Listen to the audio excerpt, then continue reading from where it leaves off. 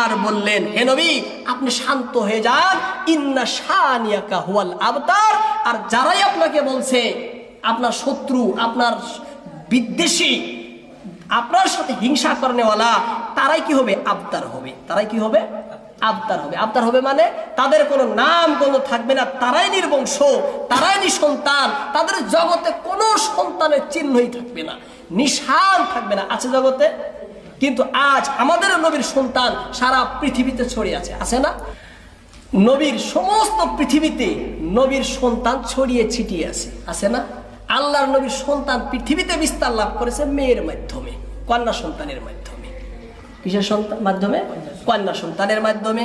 এই যে আমরা যে দারুল উলুম দেওবন্দ বলি, দারুল দেওবন্দের ভিতরে হযরত আলী রাদিয়াল্লাহু তাআলা আনহুর অনেকটি সন্তান ছিলেন, যেমন মৌলানা মুর্তজা হাসান চাঁদপুরি, সৈয়দ আসগর হুসাইন দেওবন্দি, সৈয়দ আনোয়ার শাহ কাশ্মীরি, এদিকে হুসাইন আহমদ মাদানী, এরা সবাই হযরত আলীর থেকে, ফাতেমা থেকে নবীর খানদান।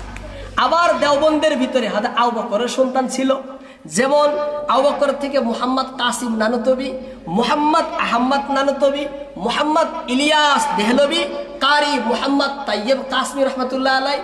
এরা কার সন্তান? কার সন্তান? হযরত আবু বকরের সন্তান। হযরত আলীর থেকে ছিল, হযরত ওমর ফারুকের থেকে আশরাফ আলী থানবী, শাহ আব্দুল আজিজ মুহাদ্দিসে দেহলবি, শাহ অলিউল্লাহ মুহাদ্দিসে দেহলবি ছিলেন। উসমান গনির থেকে আল্লাহর নবীর উসমান গনির থেকে দেওবন্দের ভিতরে ছিল কে?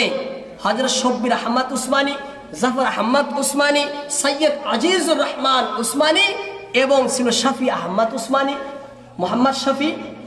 এরা সব, অর্থাৎ আল্লাহর নবীর 4 খলিফারই সমস্ত সন্তান যায় যেই জায়গায় জমা হয়েছে, সেই জায়গার নাম হলো দারুল উলুম দেওবন্দ। সেই জায়গার নাম কি? দারুল উলুম দেওবন্দ। সেখান থেকে গোটা পৃথিবীতে তারা ইসলামকে বিজয় করার জন্য তখন থেকে আজ পর্যন্ত চেষ্টা চালিয়ে আছে।